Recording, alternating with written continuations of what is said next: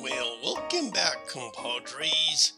Welcome back to another episode of Due Date, the true legend of Dusty Cantina, gunslinger, librarian. We find Dusty trying to figure out how exactly did the mayor get a hold of some government ephemera that his pa ordered and his ma cataloged.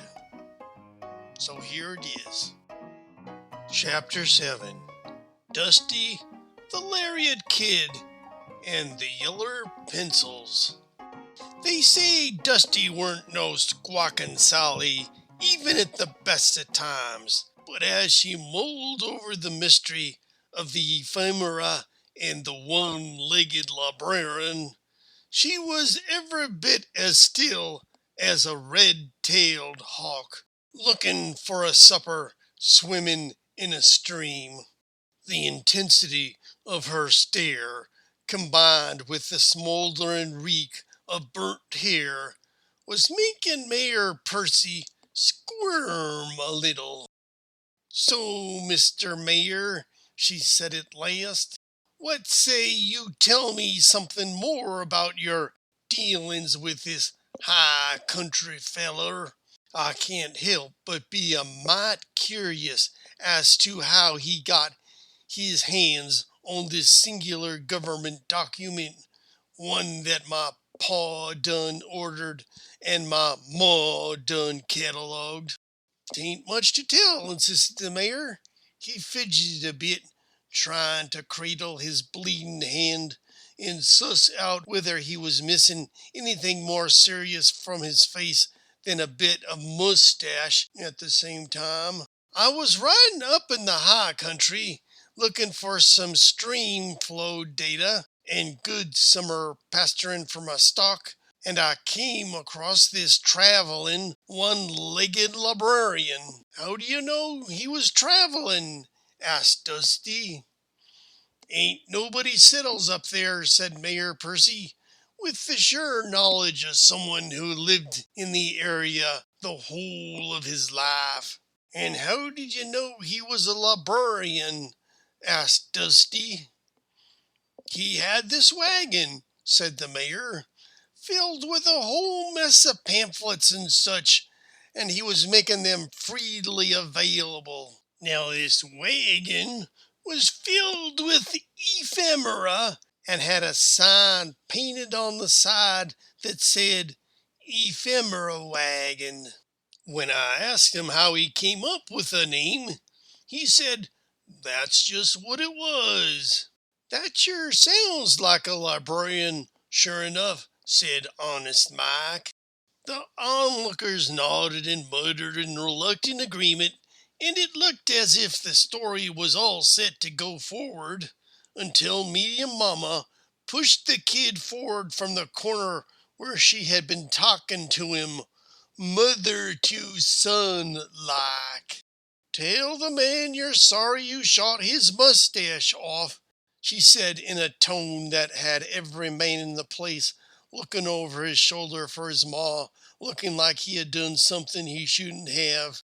"You know I done taught you better than that," she announced in terms that brooked no messing with. The kid shuffled forward and addressed the floor immediately in front of his dusty shoes. "I'm sort of sorry I shot the tip of your mustache off, Mayor." A clearing of his mother's voice drew an immediate amendment to the apology.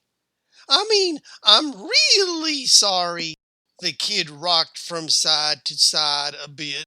"And," prompted Mama, intent on making sure that the boy got his apology right, "and I know what I did was wrong, and that I should explore other avenues of de-escalating conflict if it happens," said the kid, clearly reciting something that had been drilled into him quite recently. Dusty looked between Medium Mama and her boy with a curious expression. And what might those avenues be in the Wild West? The kid looked up at Dusty. Ma says I should use my lariat, he said, bringing up a rope that had been loosely hanging from his belt. She makes me practice all the time. A slow smile spread over Dusty's face. And what does your ma think you could do with that?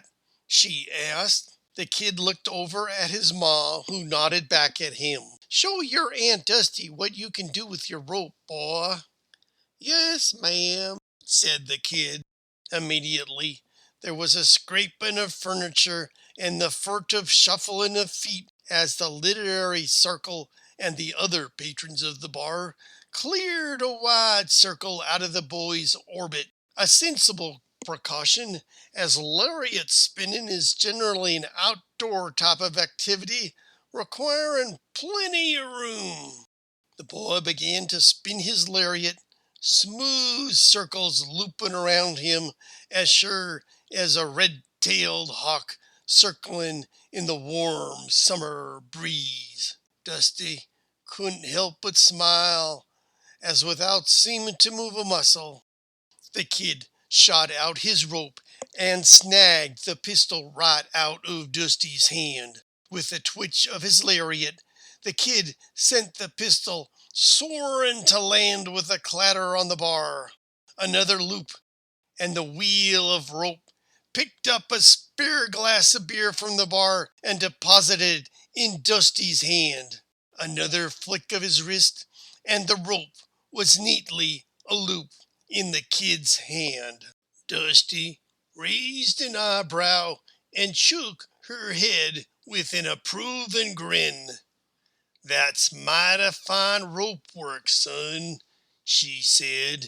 She took a sip of the gifted beer. She makes me practice every day, the kid muttered, even when I don't want to. Dusty seemed powerful entertained by the display. She put down the beer and fetched up her pistol back and looked quite relaxed as she trained it once again on the mayor. I just think I might just call you the Lariat Kid. The kid stood a little taller. Now, as I recall, before we all had a chance to watch my nephew at work, the mayor was telling us a story, Dusty said. I was telling you everything, said Mayor Percy. I might put out. You don't need to keep leveling that gun at me no more. With a shrug, Dusty lowered the pistol to its holster. No one in the place had any doubt that she could draw it and fire it fast enough if she saw any need. She gave the mayor a nod, and he took his seat, clearly relieved to be able to rest what remained of his hand on the table while he resumed his tale. Well, like I was saying, I told that feller in the ephemera wagon that I was needing some stream flow data for the past 10 years or so, and he took my library card and told me I needed to fill out this little blue request slip. He even let me use one of them little yeller pencils that he had tied next to his desk like. Yellow pencils, murmured the literary society of the saloon in awed appreciation. We've been running short of them little yellow pencils ever since Platte County stopped shipping them to us, Medium Mama explained to Dusty in an undervoicey. After you know, Platte County four flushers, muttered Three Teeth. 2-bit, added the Lariat Kid. There ought to be a law, said Honest Mike, about library districts inflicting such tomfoolery on honest patrons such as ourselves. The tone of the room was turning a mite ugly, like a red-tailed hawk thundering down on a prairie dog. Yes, sir, a law, came Seymour's voice back from the front of the saloon, where he had clearly returned to consciousness and consequently resumed drowning his sorrows, now including library issues and a bottle of rot good. "We gotta write to them yeller pencils, gold dern it, I hear tell," said Forgetting Henry. They got boxes of pencils stashed away in Platte County. Boxes after boxes of 'em, stacked floor to ceiling. Why, anyone could go in and grab a handful, and not a soul would say nothing to you about it. I even heard tell." Honest Mike lowered his voice so as to not in theory sully the young innocent sensibilities of the kid, who was actually hanging on every word. "They ain't normal pencils, not like the normal yellow ones we got." He paused and looked around to make sure there were no preacher folk about. "They's purple." There was a collective gasp of horror. Encouraged, he went on. "That's right, purple. And them there purple pencils even have Platte County written on the side of them in raised gold type." "That ain't right," whispered Lonesome Paco in shock and disapproval. "That's the devil's work. Purple pencil using Platte County for flushing patrons, hogging all our genre fiction, while they say their collection is a study collection for in-library use only," said Three Teeth. "Study collection, my patootie." He spat again. "Too bad," added the kid. The mood was getting a mite testy when Dusty pointed her pistol and plugged another hole in the ceiling.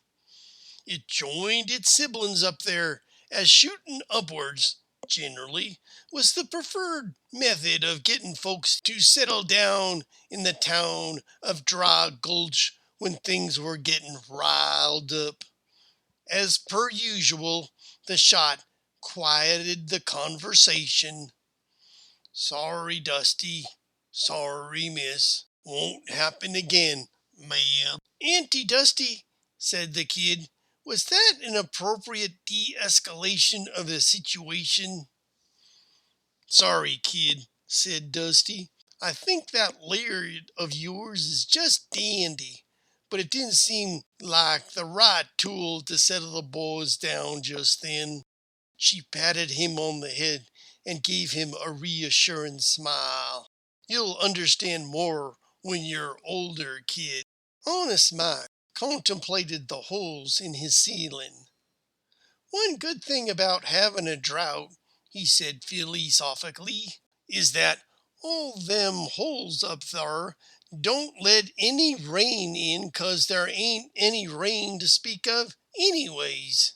"But they sure help keep the air circulating," added Three Teeth. "So all that tobacco smoke has some place to go." "Sets up a mite fine airflow in the room," added Medium Mama. "Too bad," added the kid. Everyone looked at him. His mother nudged him discreetly. "Mighty fine," the kid amended as the crowd turned away, mollified. "Sorry, Dusty," Medium Mama said to Dusty. "He's handy with his rope, but sometimes the boy doesn't turn the page at the same time as everyone else." For a moment, it looked like Dusty were having what them thar Eastern doctor folk have taken to calling a migraine. She put her hand up to her brow and closed her eyes, almost prayerfully, though most likely she was just praying for the patients to not pull out her gun and shoot something or the other. At any rate, most folks decided it were a good time to settle down and let Dusty sit a spell in peace. It had been a big day for her, what with her homecoming and seeing something cataloged by her ma and all the shooting and whatnot. So, since they accepted Dusty as one of their own, it were no trouble for the Barfolk Literary Society to wait real polite like for her to collect herself. For a moment or two, it was right peaceful in the place, the only sounds being the slosh of the mayor's blood dripping on the soft pine floor. Taking a deep breath and counting to 10 seemed to help her some, composure-wise, and after a bit, Dusty felt ready to speak. "I think the mayor was telling us a story," she said softly, "and I, for one, would like to hear it." She turned back to the mayor. "You say you filled out one of them little blue cards with a yeller pencil. What happened next?" That's Dusty for you. She paid attention to things and could follow the main thread of a narrative like a red-tailed hawk chasing a rabbit, or a cataloger trying to figure out whether to put something in the biographer section or the subject area that the object of the biographer were best known for.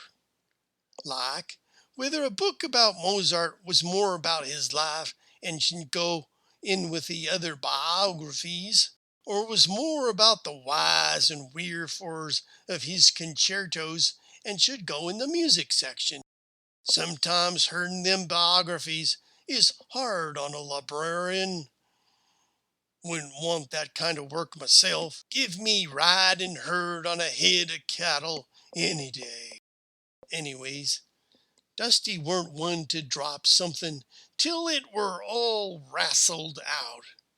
It was clear that Dusty aimed to get at the bottom of this quandary as well, no matter how many holes in the roof it might take to get there. Good thing it was summer during a drought. Well, that's it for this episode of Due Date, the true legend of Dusty Cantina, gunslinger, librarian. Were written by Dan McLaughlin and Margaret Elin Schmidt. Read by Dan McLaughlin and produced by the fine folk at Totally Honest Productions. Something on your mind? Shoot us an email at djng@earthlink.net and be sure to like us where you hear us. That's it for now. See ya at the library. Bye-bye.